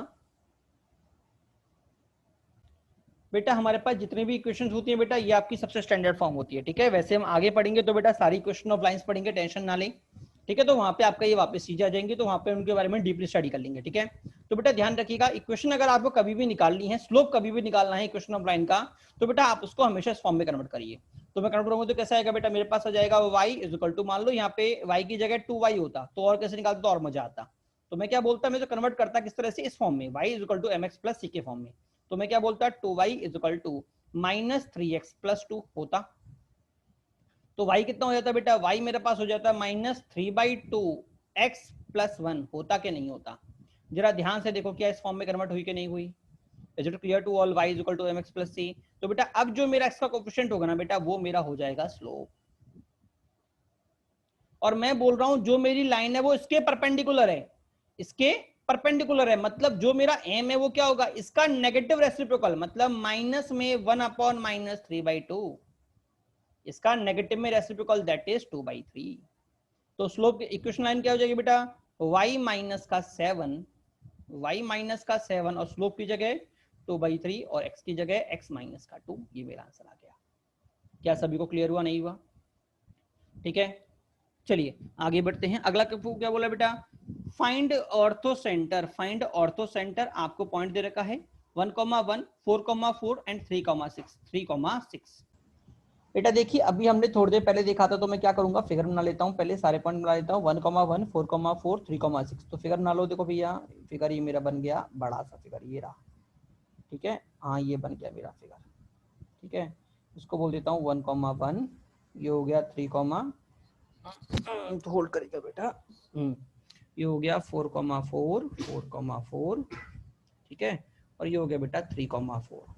ठीक है ना, तो स्लोप निकाल लेते हैं पहले। स्लोप कितना आएगा देखो, 4 - 4/3 - 4 दैट इज 0। ठीक है, इसका कितना आएगा बेटा, 4 - 1, 4 - 1/3 - 1 दैट इज 3/2। आएगा नहीं आएगा? इसका कितना आएगा, 4 - 1/3 - 1 दैट इज 1। क्लियर? तो बेटा इसकी अगर मैं इक्वेशन निकालूंगा तो इसका स्लोप कितना होने वाला है बेटा, इसका स्लोप होने वाला है इसका नेगेटिव में रेसिप्रोकल, दैट इज -2/3। होगा नहीं होगा? मैं पॉइंट लिख देता हूं ए बी और सी। ठीक है, ये हो गया बेटा मेरे पास डी। तो इक्वेशन ऑफ बीडी क्या होगी बेटा, बीडी की इक्वेशन बेटा मेरे पास आ गई, y माइनस पॉइंट क्या है बेटा, ये रहे, स्लोप मुझे पता है, तो y - 4 इज इक्वल टू में स्लोप की जगह -2/3 x माइनस का 4। क्या सभी को समझ में आया नहीं आया? अच्छा, अगर बेटा मैं इसको निकालता हूं, इसको, ठीक है, परपेंडिकुलर ले रहा हूं, तो ये अगर 1 तो ये कितना होगा -1। पॉइंट मुझे पता है 3,4, तो इसकी क्वेश्चन क्या हो जाएगी बेटा, ये हो जाएगी 3,4 दैट इज y माइनस का 4 इज इक्वल टू में -1 x माइनस का 3। क्या सभी को समझ में आया नहीं आया? अब बेटा मैं इसको सिंप्लीफाई कर लेता हूँ। सिंप्लीफाई करोगे तो कितना आएगा बेटा, 3 से मल्टीप्लाई, तो ये हो गया बेटा 3y माइनस का 12 इज इक्वल टू माइनस का 2x प्लस का 8 होगा। अब पूरा एक तरफ आ गया तो बेटा मेरे पास आ गया 3y प्लस का 2x इज इक्वल टू 20, पहली इक्वेशन। और यहाँ से क्या आएगा बेटा, यहाँ से आएगा y plus x is equal to, ये हो गया बेटा 7 होगा। अब बेटा दोनों को सिंप्लीफाई कर लो। क्या कर लो, सिंप्लीफाई, इसका 2 से मल्टीप्लाई कर देते हैं, इसका 2 से मल्टीप्लाई कर लो। ठीक है, तो ये कितना आ गया, 2y plus 2x is equal to 14। अब इसको इसके नीचे लिख दे, ये वाली इक्वेशन थी जो मेरे पास, कितना आ गया 3y plus 2x is equal to 20। दोनों को माइनस कर दिया तो x से x कट गया, मेरे पास क्या बन गया -y is equal to -6, minus से माइनस कट गया, y इज इक्वल टू मेरा कितना आ गया 6 आ गया। अब इसमें y इज इक्वल टू 6 रखो, x कितना आ गया 1 आ गया, x कितना आ गया 1 आ गया। क्या क्लियर हुआ नहीं हुआ सभी को? अगर इसी का बेटा मुझे सरकम सेंटर निकालना होता तो बेटा मैं बजाय इस लाइन के मैं इसके परपेंडिकुलर लाइन खींचता कुछ इस तरह से। कैसे? कुछ इस तरह से, ये और कुछ ये इस तरह से। ठीक है, इसका स्लोप 3/2 तो इसका -3/2, इसका 1 तो इसका -1। अब बेटा इस पॉइंट को मुझे निकालना पड़ता है। ये पॉइंट क्या होता है, दोनों का mid point, that is 5 3 + 1/2 that is 2 और 5 + 1/2 दैट इज 5/2। ये पॉइंट निकल गया मेरा, कौन सा, ये वाला पॉइंट। अब आपको पॉइंट पता है, स्लोप पता है, ये लाइन निकल जाएगी। इसकी बात करूं तो 1 + 4/2 5/2 और कॉमा 5/2। स्लोप पता है, पॉइंट पता है, कि इसकी कुछ निकल जाएगी। क्लियर हुआ नहीं हुआ? अब बेटा इसका जो सर्कम सेंटर है बेटा, वो आपका होमवर्क है, वो आपका होमवर्क है। हम आगे बढ़ते हैं, ठीक है। हाँ ये देखो हमने सॉल्व किया हुआ है, होल्ड करना बेटा जरा। बेटा जरा देखना, हमने पॉइंट अलग ले लिया, मैंने 3,4 पॉइंट ले लिया है और बेटा इधर 3,6 पॉइंट है, ठीक है। चलो अच्छा है, ये मैंने करा दिया तो ये आपका होमवर्क हो जाएगा, ठीक है। हाँ ये आपका होमवर्क हो जाएगा, क्लियर हो नहीं हुआ, आपकी प्रैक्टिस भी हो जाएगी, ठीक है। चलिए अगला पॉइंट, देखो ये अगला पॉइंट क्या बोल रहा है, it is not necessary that we use ever method for all the time, some time triangle may be right triangle and triangle. देखो बेटा काम की बात ये जरा समझिएगा कि जरूरी नहीं है कि हर बार हम बेटा ये काम निकालने बैठे, ये बात ध्यान रखिएगा आप। जरूरी नहीं है कि हर बार हम ये चीज निकालने बैठे, कई बार ऐसा भी हो सकता है ट्रायंगल आपका राइट ट्रायंगल बैठ जाए। और अगर आप सोचिए अगर आपका ट्रायंगल राइट ट्रायंगल है तो बेटा ध्यान रखिएगा राइट ट्रायंगल में जो आपका ऑर्थो सेंटर होता है ना, वो आपका राइट ट्रायंगल वाला पॉइंट ही होता है। इसका मतलब अगर मैं इस ट्रायंगल का ऑर्थो सेंटर निकालता हूं तो बेटा ये वाला जो पॉइंट है ना बेटा, यही आपका ऑर्थो सेंटर है। क्लियर हुआ नहीं हुआ? जैसे अगला पॉइंट मैं ले रहा हूं, मैंने पॉइंट लिया है 2, √3 -1/2 1/2 -1/2 2 -1/2, ठीक है। तो बेटा जब मैं इसको बनाऊंगा तो बेटा मेरे पास ये फिगर बनेगा, बनेगा नहीं बनेगा? तो बेटा आप यहाँ पे क्या देखोगे कि जो ये फिगर है ना, इसमें बेटा जो ये वाला पॉइंट है, ये वाला पॉइंट, ये इसमें अगर आप ध्यान से देखें तो देखो इन दोनों में मेरा y सेम जा रहा है, जा रहा है नहीं जा रहा? मतलब स्ट्रेट लाइन बन रही है ये, ठीक है। तो बेटा इस पॉइंट में मेरा क्या बन रहा है, 90 डिग्री बन रहा है। अगर बेटा इस पॉइंट पे 90 डिग्री बन रहा है, इसका मतलब जो ये वाला पॉइंट है ना मेरा, ये वाला पॉइंट, सॉरी जो नीचे वाला पॉइंट है बेटा, हाँ जो ये वाला पॉइंट है बेटा मेरा, ये पॉइंट क्या हो जाएगा बेटा, एक्चुअल में ये पॉइंट बेटा मेरे पास हो जाएगा ऑर्थो सेंटर, क्योंकि इस पे क्या बनेगा, 90 डिग्री बनेगा। क्या सभी को समझ में आया नहीं आया? तो सर पॉइंट कैसे निकालेंगे जरा ध्यान से देखो, ये y दोनों सेम और इसका x दोनों सेम, तो इसके दोनों पॉइंट मैच खा गए ना इसके। क्लियर हुआ नहीं हुआ?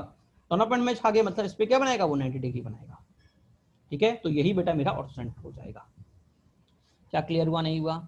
अगला क्वेश्चन देखिए, if mid point of a triangle A B C are 1, 2 0, -1 2, -1 find the vertex of the triangle. बेटा ये आपका होमवर्क है, समझा देता हूँ, चलो लॉलीपॉप क्वेश्चन नहीं है, होमवर्क नहीं दे रहा मैं आपको। बेटा कुछ नहीं है, आपको ट्रायंगल दे रखा है, इसके तीनों आपके मिड पॉइंट पकड़ा रखे हैं आपको इस तरह से, ठीक है। तो मुझे क्या करना है, देखो अगर आपको याद हो तो हमने पढ़ा था कि अगर मैं ट्रायंगल्स के मिड पॉइंट को आपस में कनेक्ट करता हूं तो बेटा वो थर्ड साइड के पैरेलल होते हैं हमेशा, और बेटा इसके हाफ होते हैं। क्लियर हुआ नहीं हुआ? अच्छा इधर भी कनेक्ट करूंगा तो बेटा ये भी इसके पैरेलल होगा। अब जब ध्यान से देखो, ये लाइन इसके पैरेलल, ठीक है, ये लाइन इसके पैरेलल, ठीक है। क्लियर हुआ नहीं हुआ? और अगर ऐसा है तो बेटा क्या बन गया, ये पैरेललोग्राम बना कि नहीं बना? और अगर पैरेललोग्राम बना तो इस पॉइंट कोऑर्डिनेट कैसे निकालूंगा? अगर आपको मैंने ट्रिक बताई थी, अगर आपको ट्रिक याद हो तो मैंने कहा था अपोजिट को जोड़ो और सामने को माइनस करो, अपोजिट को जोड़ो और सामने को माइनस करो। मतलब जब मैं इसका x2 निकालूंगा तो मैं क्या बोलूंगा, 0 + 1 - 2 दैट इज -1। x2 कितना आ गया देखो मेरे पास, x2 ये क्या था, 0, कुछ आगे पीछे किया हुआ है बेटा, ध्यान रखिएगा। अपोजिट को जोड़ो और इसको माइनस करो, तो इसमें शायद मिसप्रिंटिंग है, इंप्रूव कर लीजिएगा, ठीक है। ये रहा ट्रिक मैंने यहाँ पे लिखाई है, अपोजिट को जोड़ो, 0 1 + 0 -1 दैट इज -1 आया मेरा, ये दिख रहा है। क्लियर हुआ नहीं हुआ? हाँ सीधे निकालोगे तो आपका x निकल गया, y कैसे निकलेगा, अपोजिट को जोड़ो तो 0 -1 जोड़ूंगा तो -1 के प्लस होगा, तो 1 आ गया, 1 - 1 0 आ गया, मतलब इसका 0 कितना निकल गया, 0 निकल गया। क्लियर हुआ नहीं हुआ? ठीक है, तो बेटा इस तरह के आप उसको ट्रिक से भी सीधे कर सकते हैं, ठीक है। चलिए बेटा अगले क्वेश्चन में चलते हैं। अगला क्वेश्चन क्या बोल रहा है, if x1 x2 x3 are root of the quadratic equation find center. बेटा x1 x2 x3 इक्वेशन के क्या हैं, रूट्स हैं। आपसे पूछा हुआ है find centroid of the triangle ABC in the given figure. ये गिवन फिगर दे रखा है बेटा, आपको उसका सेंट्रोइड निकालना है। क्या निकालना है, सेंट्रोइड, ठीक है ना बेटा। ये आपका होमवर्क है, लॉलीपॉप क्वेश्चन है, ट्राई करिएगा, ठीक है। अच्छा अगला क्वेश्चन भी लॉलीपॉप है, 4,1 आपको ट्राइंगल दे रखे हैं, ये भी बेटा आपका होमवर्क है, ये भी ट्राई करिएगा, ठीक है ना। इंपॉर्टेंट ब्रीफ पॉइंट था, इससे पहले कि बेटा सारे पॉइंट आपको ट्राई करने हैं बेटा। अगर आप ध्यान से देखोगे ना तो बेटा ये वाला जो क्वेश्चन है ना और जो ये वाला क्वेश्चन है, ये एक्चुअल में सेम क्वेश्चन है, एक्चुअल में सेम क्वेश्चन है, क्योंकि इधर उसने मिड पॉइंट बोल दिया है, ठीक है। तो ये एक ट्राइंगल, आप ट्राइंगल को मान लो, अगर आप तीनों को जोड़ोगे तो ट्राइंगल बनेगा नहीं बनेगा, ठीक है। तो इसने तो ट्राइंगल अंदर बनाया है और ये क्या बोल रहा है, ट्राइंगल के बाहर, ये ट्राइंगल के बाहर जा रहे हैं, तो एक्चुअल में फिगर सेम तो बन रहा है। क्या क्लियर हुआ नहीं हुआ? हाँ, तो सिर्फ कंफ्यूज करने वाला क्वेश्चन है, बाकी दोनों फिगर मेरे सेम है, तो ट्राई करिएगा यहाँ तक क्वेश्चन करने का। क्लियर हुआ नहीं हुआ? चलिए बेटा, आज आप स्क्रीनशॉट ले लीजिए, इसको क्वेश्चन को देख लीजिए, ये वाला आपका होमवर्क है और ये वाला आपका होमवर्क है। तो आपके होमवर्क है, नेक्स्ट क्लास में बेटा हम यहाँ से डिस्कस करेंगे दोनों क्वेश्चंस को और अपने ब्रीफ पॉइंट्स के आगे पढ़ेंगे, ठीक है। चलिए बेटा, आज की class over, by two all.